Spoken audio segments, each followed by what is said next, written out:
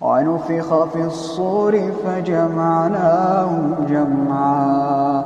وعرضنا جهنم يومئذ للكافرين عرضا الذين كانت أعينهم في غطاء عن ذكري وكانوا لا يستطيعون سمعا أفحسب الذين كفروا أن يتخذوا عبادي من